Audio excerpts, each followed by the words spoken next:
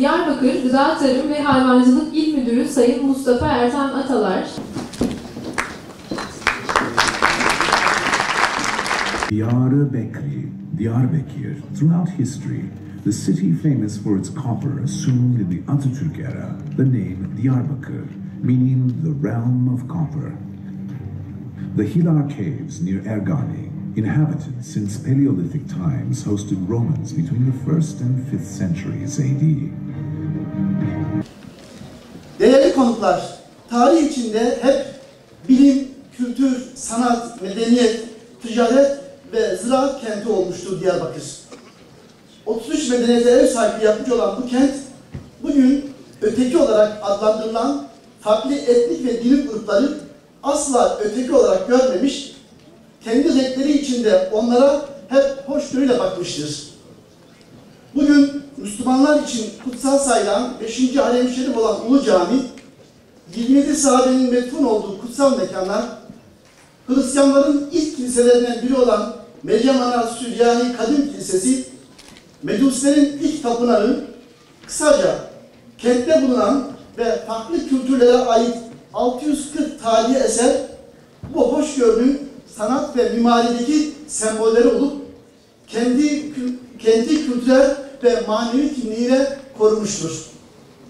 Ayrıca Diyarbakır, otoriterlere göre dünyanın ilk arkeolojik buğdayının ve ilk yaban üzümünün yetiştiği, Anadolu avcılığının ilkinin burada olduğu bir kent olduğu için tarım alanında da önemini korumaktadır. Değerli konuklar, görüldüğü gibi bu coğrafya tarih boyunca insana ilişkin gelişmelerin ve uygarlık sürecinin en önemli havzalarından biri olmuş ve halen de olmaya devam etmektedir. İçinde bulunduğumuz coğrafyanın bu misyonun bilinci içinde olan Dicle Üniversitesi, son yıllarda uluslararası, ulusal, yerel bazda yüzlerce kongre, sempozyum, çalıştay, panel, konferans ile başta bölgemiz olmak üzere ülkemiz ve dünyayı ilgilendiren konularda araştırma ve incelemeler yapmış, ulusal ve uluslararası sorunlar üzerinde düşünen, fikir üreten ve çözüm önerileri getiren bir konuma gelmiştir.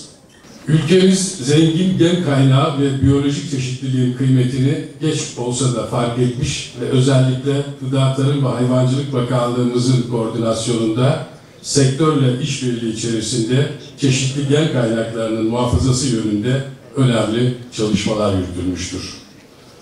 Uluslararası Tohum Federasyonu'nun verilerine göre 1970'lerde dünyada tohum ticareti 10 milyar dolar civarındayken bugün artık 45 milyar dolara ulaşmıştır.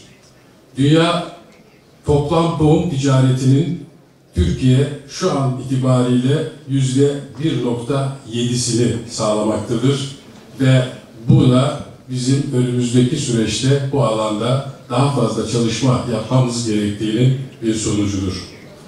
2013 verilerine baktığımızda özellikle bizim tohum ithalatımız 194 milyar, ihracatımız ise 126 milyon dolardır. Her yıl artarak devam etmektedir ve Türkiye'de de bu alanda önemli gelişmeler gerçekleşmektedir. İhracattaki en önemli kalemlerimiz %45 ile ayçiçeği, %32 ile hibrit mısır ve %10 ile de sebze tohumları olarak görülmektedir. Kongrenin ülkemize ve bölgemize tohumculuk sektörünün gelişmesine önemli katkılar sunmasını diliyorum. Kongrenin düzenlenmesinde büyük gayretleri olan Dicle Üniversitemizin rektörlüğüne, Ziraat Fakültemizin dekanlığına ve düzenleme komitesine ve görev alan bütün hocalarımıza teşekkür ediyorum.